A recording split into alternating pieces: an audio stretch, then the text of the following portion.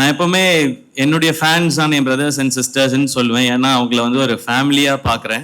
எனக்கு இந்த ஃபேமிலின்னு கேட்கும்போது ஃபேமிலி அப்படின்றது தான் எனக்கு சவுண்ட் ஆகுது. ஸோ அப்படி ஒரு பேரை அழகாக சூஸ் பண்ணியிருக்கிறாங்க.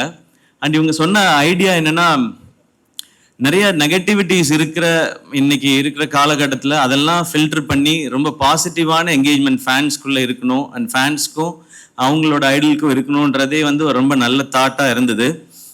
ஏன்னா எனக்கு எப்போவுமே மைண்டில் இருக்கிறது வந்து ஃபேன்ஸ் வந்து டிஸ்ட்ராக்ட் ஆகிடக்கூடாது, இல்லை அவங்க இது வந்து வேற எதுவும் அவங்க மைண்டுக்குள்ளே திணிச்சிடக்கூடாதுன்றதுல நான் ரொம்ப ரொம்ப யோசிச்சுட்டே இருப்பேன். ஏன்னா எனக்கு வந்து நான் எப்படிப்பட்ட ஃபேன்ஸ் இருக்கணும்னு ஆசைப்படுறேன்னா, என்னை வர்ஷிப் பண்ணுற ஃபேன்ஸ் வேண்டாம். அவங்க வர்ஷிப் பண்ண வேண்டியது கடவுளையும் அவங்க அப்பா அம்மாவையும் தான். என் கூட ஃப்ரெண்ட்லியாக பேசுகிற, இல்லை ஒரு அண்ணன் தம்பி மாதிரி இருக்கிற, அப்படி பழகிற ஒரு ஃபேன்ஸ் தான் இருக்கணும்னு தான் நான் ஆசைப்படுறேன். அதனால தான் எப்போவுமே நான் பிரதர்ஸ் அண்ட் சிஸ்டர்ஸ்ன்னு சொல்லிகிட்டே இருக்கேன்.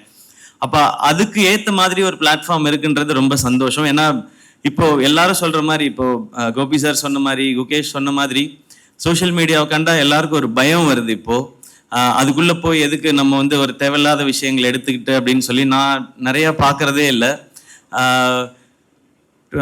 சில அதெல்லாம் பேஜஸ்லாம் பேரெல்லாம் சொல்லலாமான்னு தெரியல. ஸ்டேஜில் என்னெல்லாம் அவைலபிளாக இருக்கோ அது எல்லாத்துலேயும் என்னுடைய அக்கௌண்ட் இருக்குது, ஐடி இருக்குது. ஆனால் வேற ஒருத்தர் தான் மேனேஜ் பண்ணுறாங்க.